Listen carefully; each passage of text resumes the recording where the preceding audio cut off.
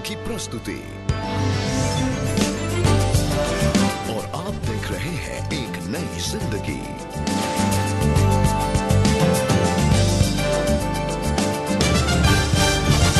आज एक नई जिंदगी में जस्टिन कोशी शराब और ड्रग्स की लत से हुआ आजाद। गोपाल और महेश्वरी को मुफ्त दवाइयां और आत्मसम्मान दिलाया सीबीएस। असतो मा सद्गमय तमसो मा ज्योतिर्गमय मृत्योर्मा अमृतम्।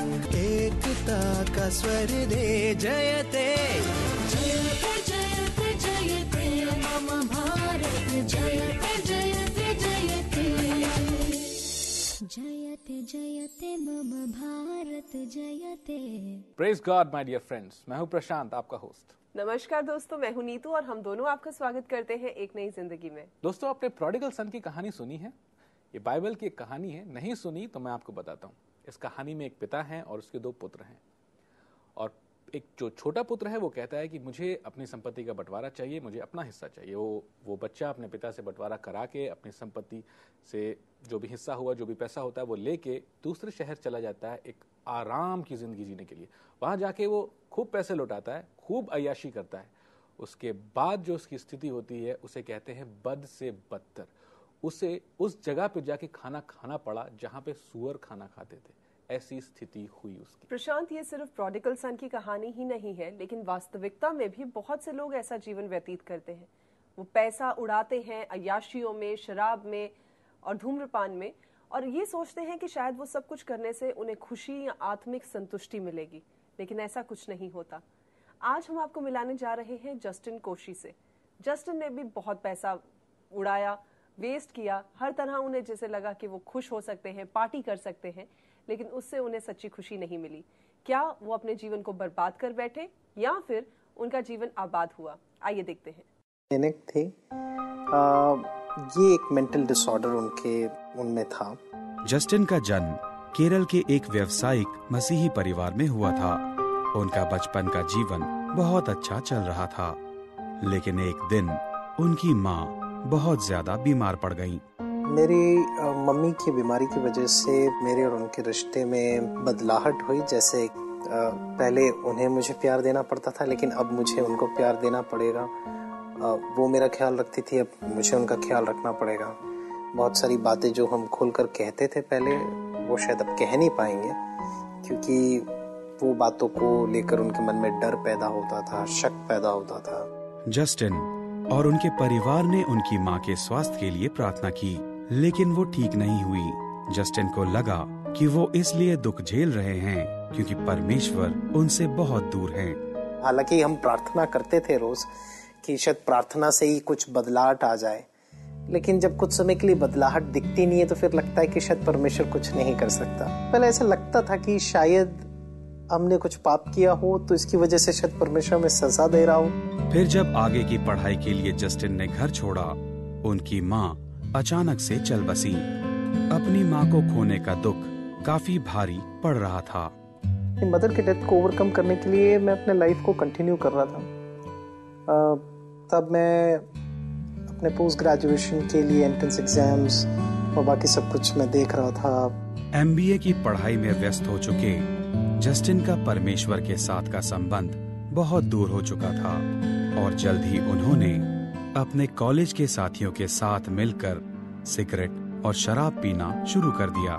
कैसा टाइम था जब आप अपने परिवार से दूर हैं, कोई स्पिरिचुअल मेंटरिंग से दूर है, सब कुछ, सब बात से दूर हैं आप। मे बी समवेयर एक वैक्यूम जो अंदर था कि एप्रिसिएशन का जरूरत है या फिर एक्सेप्टेंस का जरूरत है या लव का जरूरत है, समवेयर दैट वाज मिसिंग।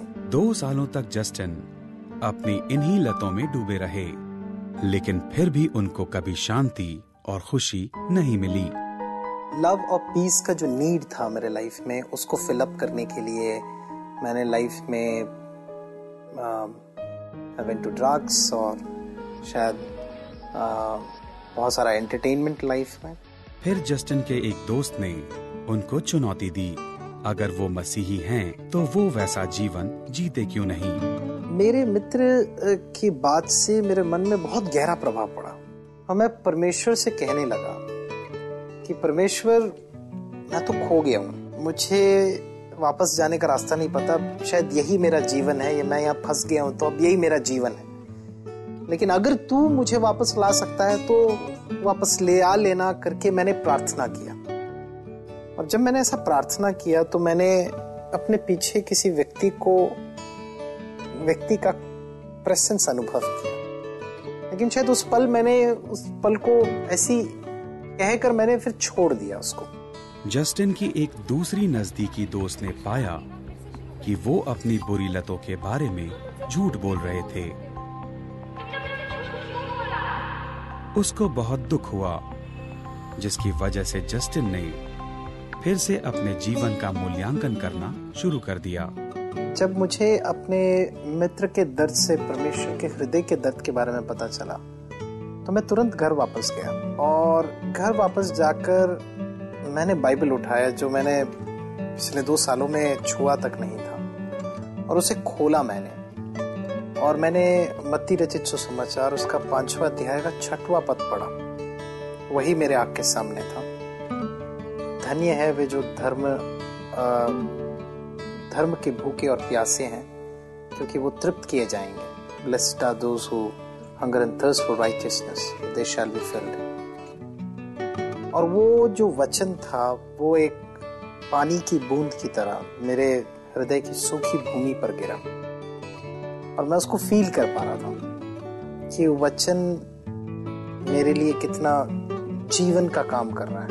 फिर मैंने शाम को सुबह प्रार्थना करने लगा, वचन पढ़ने लगा।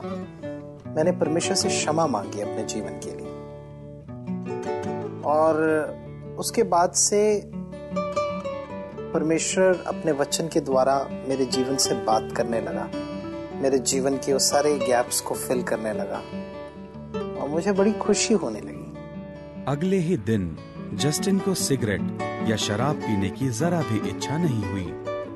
परमेश्वर ने उनकी बुरी लतों को दूर कर दिया था। साथ ही परमेश्वर ने उनकी माँ की मौत के गम से भी उनको शांति दे दी। जब वो मुझे आकर निकाल कर लेकर आया, तब मुझे एहसास हो गया कि प्रभु प्यार करता है मुझसे, और वो मेरे पास है। परमेश्वर ने मेरे मदर के लॉस के विषय में मेरी मदद की, और सबसे पहले मेरे दुख को उसने सुना, और मेरे दुख को उसने मेरे हृदय से ले लिया, और उसके जगह पर अपना प्रेम भर दिया कि उसके और से जो प्रेम जो मेरे को मिलना था, जो मेरे लाइफ में वो मदर का प्लेस जो है कोई और फुलफिल नहीं कर पाएगा, कि उस जगह पर वो आकर खड़ा हो गया, और उस जगह को, उस वैक्यूम को उसने फिल अप किया। आज जस्टिन की जिंदगी बदल चुकी है, क्योंकि उन्होंने अपना जीवन यीशु के प्रति समर्पित कर दिया। आज वो पूरे भारत में जाकर लोगों को यीशु का संदेश बताया करते हैं। परमेश्वर का प्रेम जब मेरे हृदय में आया तो मुझे एहसास हुआ कि मेरे लाइफ में लॉसेस हुए हैं, लेकिन उन सब लॉसेस के बीच में परमेश्वर मेरे साथ था। जस्टिन की कहानी देखकर हमें यकीन हुआ कि परमेश्वर हमें ऐसे ही नहीं छोड़ देते। प्रोडिगल सन में भी क्या हुआ, जब वो बेटा अपने पिता के पास आया तो पिता ने आओ देखा ना ताओ, लेकिन उस बेटे को गले से लगा लिया, और उसने जो कुछ खोया था उससे भी ज्यादा उसे वापस लौटाया। उसे अच्छे वस्त्र पहनाए, उसे अपनी अंगूठी दी, और उससे ये कहा कि उसे नौकरों की तरह रहने की कोई आवश्यकता नहीं, लेकिन वो अपने पिता का बेटा ही बनकर रहे। हमारा परमेश्वर भी हमारे साथ यही सलूक करता है। नीतू, जस्टिन कोशी के जैसे कई प्रोडिगल सन हैं जो आज हमारा कार्यक्रम देख रहे हैं। आज वो ऐसी स्थिति में हैं जहां उनकी हालत बद से बदतर है, उन्हें नहीं मालूम वो कहां जाएं। मैं आपसे ये कहना चाहता हूं, आप कल का इंतजार मत करें या थोड़ी देर बाद का इंतजार मत करें। आज आप अपने पिता के पास लौट आएं। आपका पिता जो स्वर्ग में है, परमेश्वर है, वो आपसे प्यार करता है। भले ही आपने कितना पाप क्यों ना किया हो, कितनी गलत आदतें क्यों ना हो, वो आपको स्वीकार करने के लिए तैयार है, क्योंकि आप उसके बेटे हैं। अगर आप उसे पुकारना चाहते, उसके पास आना चाहते हैं, तो मेरे पीछे इस प्रार्थना को दोहराएं और यीशु मसीह को अपने जीवन में आमंत्रित करें, क्योंकि यीशु मसीह ही जरिया है आपको पिता तक पहुंचाने का। प्रभु यीशु मसीह, मैं एक पापी मनुष्य हूं। मैं विश्वास करता हूं कि आप परमेश्वर के पुत्र हैं, और क्रूस पे आपने मेरे लिए अपनी जान दी और तीसरे दिन मुर्दों में से जी उठे। प्रभु, मैं भी घर लौटना चाहता हूं। मैं अपने पिता परमेश्वर के पास आना चाहता हूं। प्रभु, मेरे जीवन में आ जाओ, मुझे मेरे पिता तक पहुंचा दो। प्रभु यीशु मसीह, मैं आज से आप ही के पीछे चलूंगा और आपको मैं अपने जीवन का प्रभु और उद्धारकर्ता ग्रहण करता हूँ। प्रभु यीशु मसीह, जो भी आपकी आज्ञाएं हैं मैं मानूंगा। मेरा जीवन बदल दो और एक नई जिंदगी दे दो। आमीन। आमीन।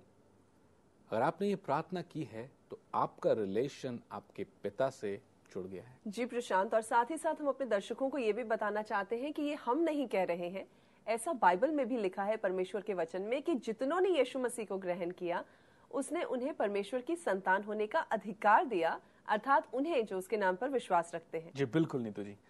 दोस्तों, अगर आपका अनुभव जस्टिन के जैसे है या कोई ऐसी कहानी है आपके पास, तो अपनी कहानी, अपना अनुभव हमारे साथ बांटिए। हम आपके अनुभव को लोगों तक पहुंचाना चाहते हैं ताकि और लोग भी आशीष पाएं। अपने अनुभव को हमारे साथ बांटने के लिए हमारी वेबसाइट cbnindia.tv पे आप लॉग ऑन कर सकते हैं या हमारे प्रार्थना भवन में फोन करके हमें बता सकते हैं। तो देर मत कीजिए, हमसे जल्द ही संपर्क कीजिए। लेकिन अभी समय है एक छोटे से ब्रेक का। डोंट गो अवे, हम लोग आपसे मिलेंगे इस छोटे से ब्रेक के बाद।